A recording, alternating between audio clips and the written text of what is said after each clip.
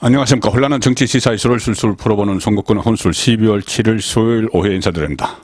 자, 한동훈 법무부 장관은 윤석열 정부 들어서 일종의 국정 운영에 있어서 해결사 같은 역할을 하고 있습니다. 좀 막힌 부분이 있을 때 시원하게 뚫는 그런 역할을 하는데, 가령 뭐 검수완박 같은 거기에 대해서 시행령을 고쳐서 뭐 무력화시킨다든가, 또 지금 최근에는 가짜뉴스와의 전쟁, 윤석열 정부가 대통령이 사실상 선포를 했는데, 본인이 앞장서서 김의겸 탐사 여기에 대해서 형사상 민사상 소송을 제기를 한다든가, 이렇게 막힌 곳, 국정 운영에 막힌 곳을 뚫는 해결사 역할을 하는데, 자, 이번에는 그 문재인 전 대통령의 테러를 막았습니다.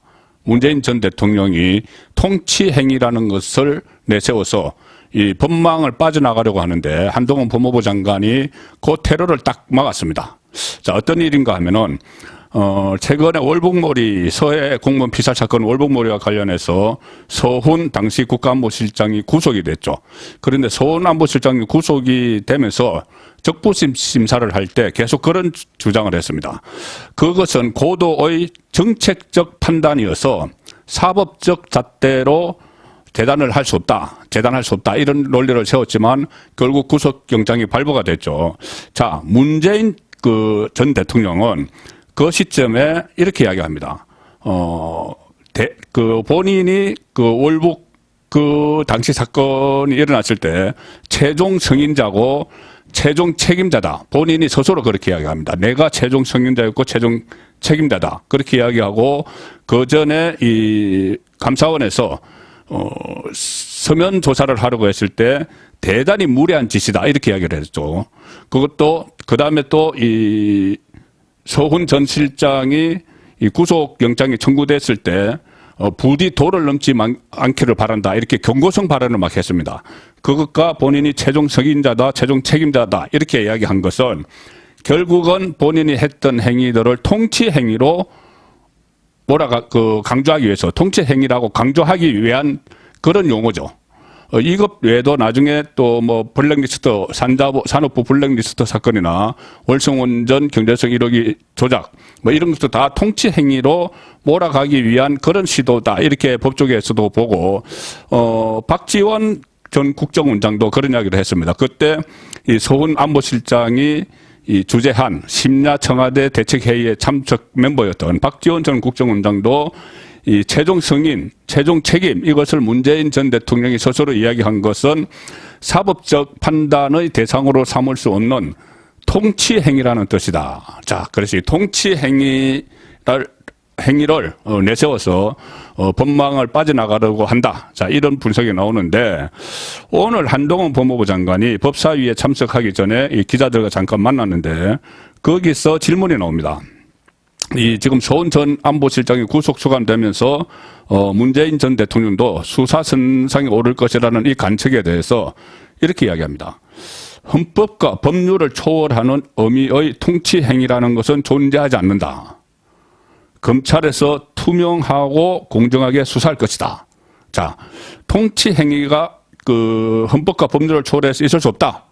지금 문재인 전 대통령이 통치 행위를 계속 강조를 하는데, 그렇게 이야기하고 과거 사례를 듭니다. 문재인 전 대통령께서 대북 송금 특검 당시에 청와대 민정수석이었다. 그때 김대중 전 대통령께서 관여한 것이 드러난다면 유감스럽지만 책임을 지셔야 한다는 말씀도 하셨던 걸로 기억한다. 자, 문재인 당시 노무현 정부 때 청와대 민정수석 시절의 이야기를 꺼냈습니다. 그때 노무현 정부가 출범을 하자마자 남북 정상회담을 위해서 김대중 전 대통령이 이 북한에 돈을 줬다. 현대를 통해서 돈을 줬다. 그래서 박지원 그때 뭐 구속되고 그렇게 했었죠. 그래서 대북 송금 특검이 있었는데, 그 특검 때 민정수석이었습니다. 문재인 전 대통령이. 그래서 민정수석 입장에서 DJ도 관여한 것이 드러난다면 유감스럽지만 책임을 지셔야 한다. 자, 그때 DJ 쪽에서도 통치행위를 이야기했죠. 통치행위를 이야기했지만 유감스럽지만 책임을 져야 된다. 통치행위를 했더라도 관여한 것이 드러난다면 통치행위라고 주장을 하지만 그런 말을 과거에 했다는 겁니다. 문재인 전 대통령이. 지금은 본인이 통치행위라고 해서 법망을 빠져나가려고 하지만 그때 DJ도 통치행위라고 했는데 그것이 이 책임이 있다면은 관여를 했다면 책임을 져야 된다. 이렇게 본인도 이야기하지 않았느냐. 이렇게 한동훈 법무부 장관이 테러를 딱 막아버리는 거죠. 그래서 검찰 수사에서 문재인 전 대통령 연관성이 드러날 경우에 문재인 전 대통령 수사도 불사하겠다. 이런 의지를 좀 분명히 드러낸 것 아니냐. 자, 그런 분석이 나오는 것이고 특히 헌법과 법률을 초월하는 통치행위는 존재하지 않는다. 이 말은 통치행위는 수사 대상이 아니다는 거간 친문 쪽 주장을 일축하는 것이다. 자, 이런 해석이 지금 나오고 있습니다. 한동훈 법무부 장관이 소환한 과거 DJ의 이 발언 뭘까요? 이 관여한 것이 드러난다면 책임을 지셔야 한다. 자, 이 보도는 신동아에서 2003년 4월에 실은 인터뷰 기사입니다.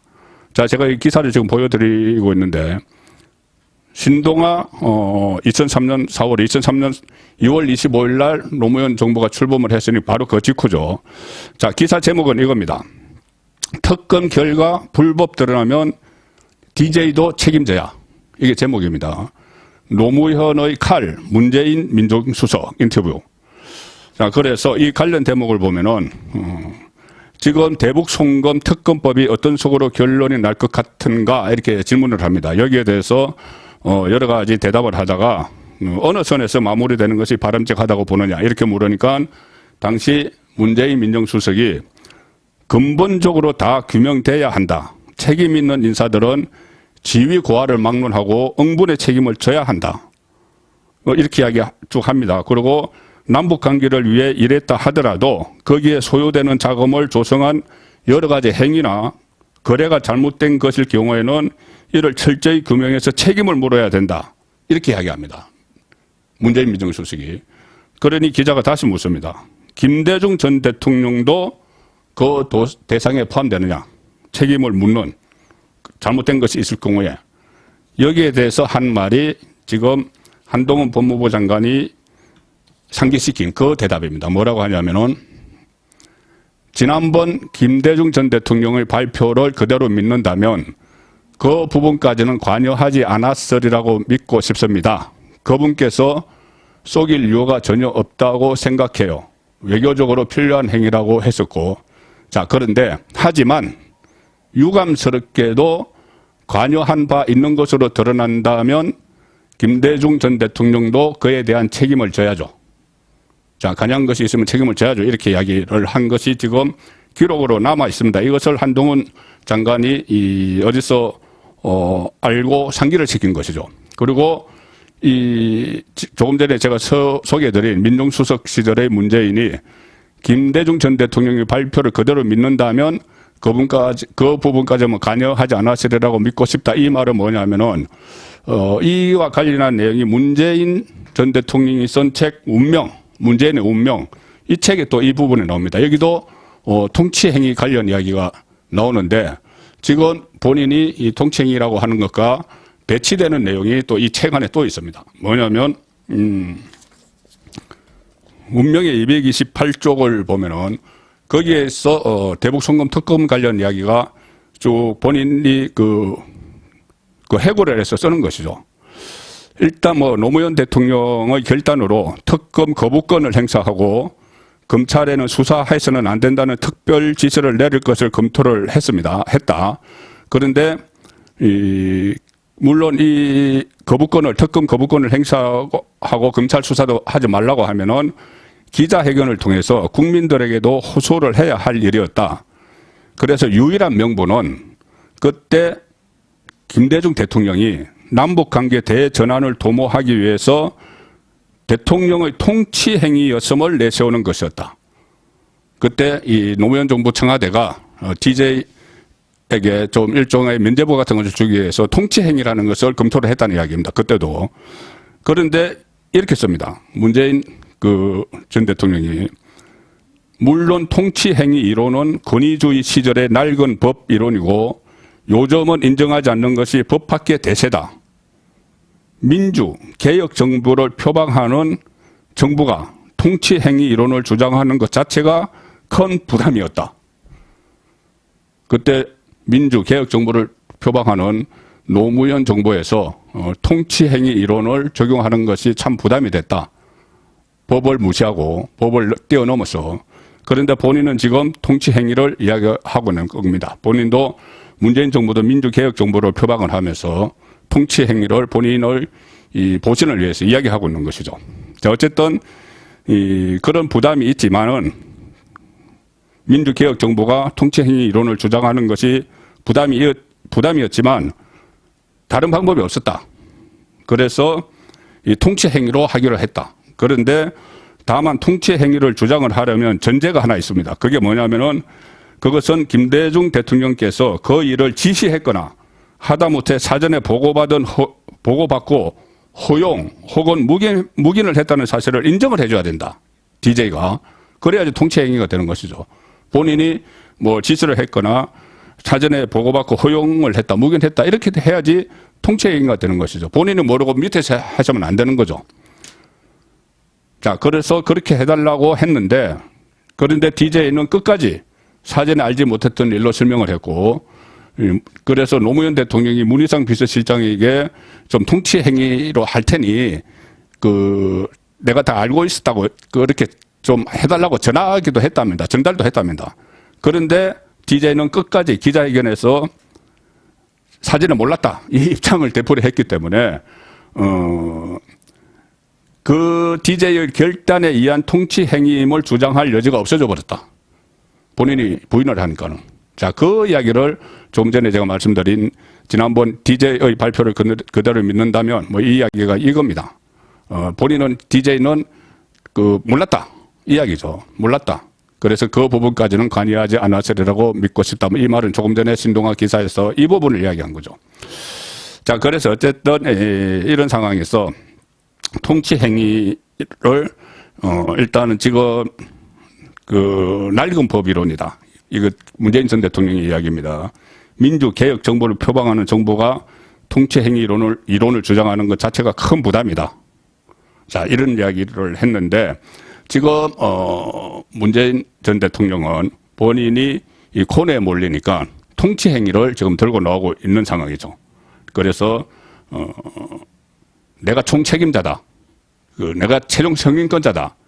이렇게 이야기하는 것은 DJ에 대해서는 노무현 정부에서 통치행위로 인정해주고 싶어도 DJ가 나는 몰랐다고 했기 때문에 통치행위를 인정해주지 못했다는 거죠.